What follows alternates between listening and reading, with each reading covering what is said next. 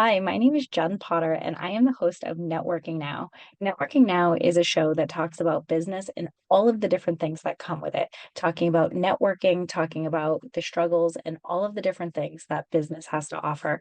One of the things that we really wanted to talk about today is what is it in business that we go through that we don't necessarily talk about with other people? As a business owner, we go through ups and downs every day. I was recently talking to somebody and we just said, do you ever have a day that you feel like I just don't want to do this anymore? And most business owners will say yes. And then as soon as you say it out loud, you're like, but I can't do that because I love everything that I do. And then we go right back into doing all the things that we're doing. We're faced with super highs and super lows every single day. And it's a lot of things that people don't see. There's a lot of personal struggles that we have in business. And I think that as business owners, we tend to hold a lot of that in. We tend to not share those things with other people. And I think it is so important that we actually talk about that a little bit more openly about the things that we have in business that we struggle with. When I was talking with another friend of mine, we were asking each other a little bit more about business and saying, what are some things that you struggle with in business or things that you may have regret with business? And I had to think about that for a second because I can't honestly say that I've had a regret, but I can honestly say that I would probably do things a lot differently if I knew what I knew now. But hindsight is 2020 and we only know what we know and we don't know what we don't know. So I think it's really important to always, think about the things that we've done and think of them as learning experiences and not necessarily think of them as things that we do, as a mistake. I look at it as a strong learning experience. And in business myself, I would say one of the things that I wish I knew a little bit more about was, you know, the platforms that I used. I wish I learned a little bit more about, how to be a little bit more mindful of my money at the beginning of my company and how I was going to spend my money, even though having, profit and loss statements and projections, we don't always think about how we're going to spend our money and how we're going to get our ROI back. And I think that, I wish I had a little bit more financial education going into business. And, I'm happy that I am where I am now, but that's probably one of the biggest things that I think that I've personally struggled with. And, as my businesses continue to grow, I've learned a lot about business, how to invest and how to grow and how to keep things moving forward. And so one of the things that I like to always talk about with business owners is, how to wisely invest your money, because I think that that's really important. So that's something for me personally. Today, I have Jennifer Hopson with me. She is an owner of several businesses. She's been in business for a little bit, and I wanted to bring her back on. We've had an interview before. We've become friends. We've integrated through different things that we've done here in the community, and I wanted to bring her in to talk about more about her business, why she got into business, and also talk about the things that she struggles with personally in her industry. So welcome, Jen. Thank you so much for joining me today. Thank you for having me again. I appreciate it. Absolutely. So, if you want to tell everybody the businesses that you own, what it is that you do, and we'll go from there.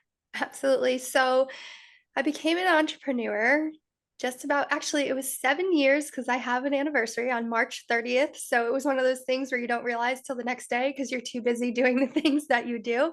And I actually started in network marketing, and I still have my network marketing business. And then 3 years ago, I started a health coaching program, and that's through Hobson Health. And what we've done is we have transitioned and we're now doing business as ShineUp Coaching, which has three tiers for people, which is health and wellness, empowerment, and entrepreneur coaching. So I've had lots of different hats in entrepreneur, and what I can tell you is that was never the plan. It's usually like that, right? I think that how we start and where we are probably two completely different views. Absolutely. So it's really exciting. We're bringing a brand new program to people, which is Shine Well Premier. We started with a 4-week health program, and now this is 90 days. With if you are an entrepreneur or you're a personal development junkie like me, typically it takes 90 days to start a new habit. So it's something that's really amazing for clients to not just, get on that hamster wheel of a program, but actually be able to create the habits for a lifestyle.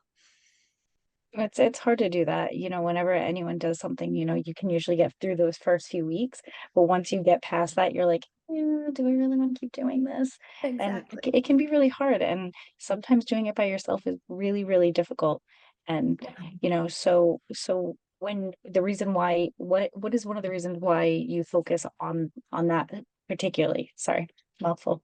You're good. So, specifically, so where I came from in network marketing, it was a health and wellness company. And to go it even a little bit further back than that, my mom was always really, really connected to health and wellness so much that she opened a gym that specifically catered to women in 2001. So I was in college, but I was one of the trainers trained through the company. So I've been connected to health and wellness for a really long time, which, to not even go on a whole other tangent, is the reason I never wanted to be an entrepreneur to begin with, because I saw the nitty-gritty on the backside.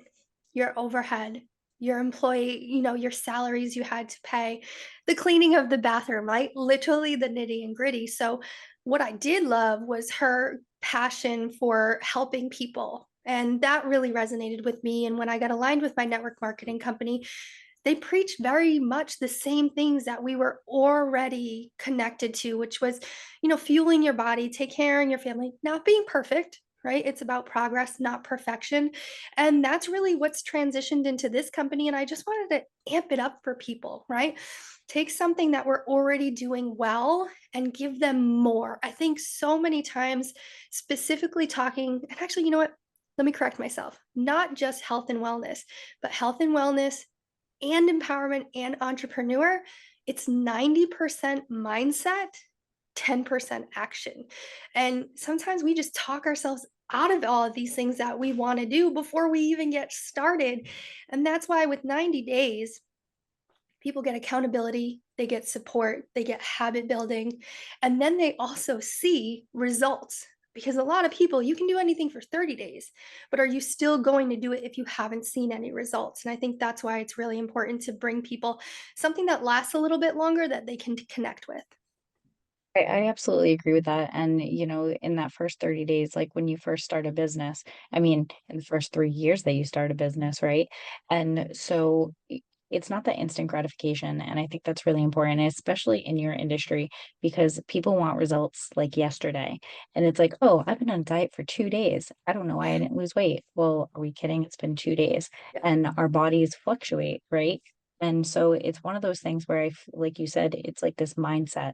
And, me personally, I've been in the health industry for 25 years. So it's something that I've always been super passionate about. So, doing what you're doing always lights a fire for me because I'm like, ooh, I love this.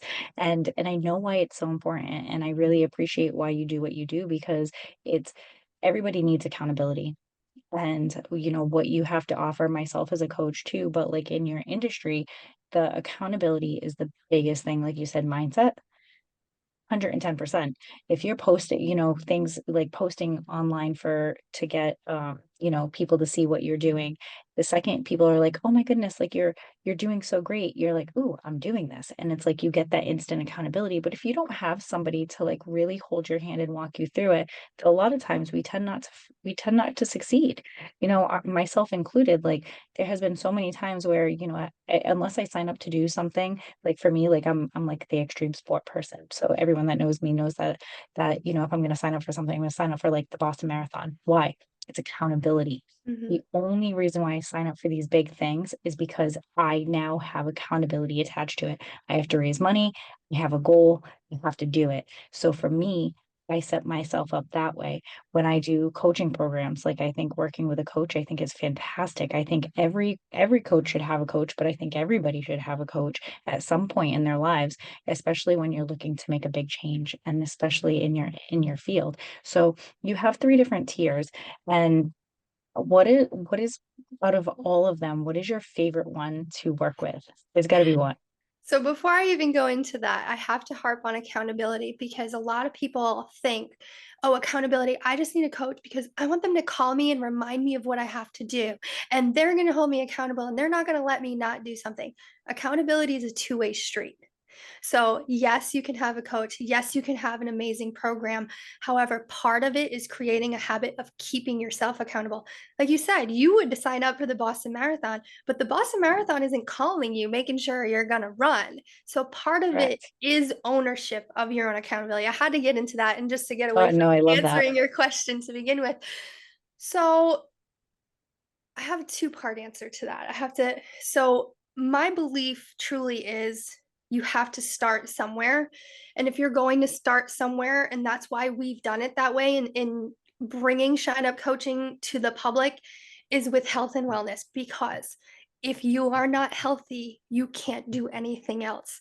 So if you are not healthy, you can't work on your empowerment and your mindset because you're so drained with how you feel. You can't be an entrepreneur if you are extremely unhealthy. You can be an entrepreneur, but you're adding one more level of stress that you already have to the entire experience. So I'm not going to use the word favorite. It's like picking a favorite child, but I There's would always say, one.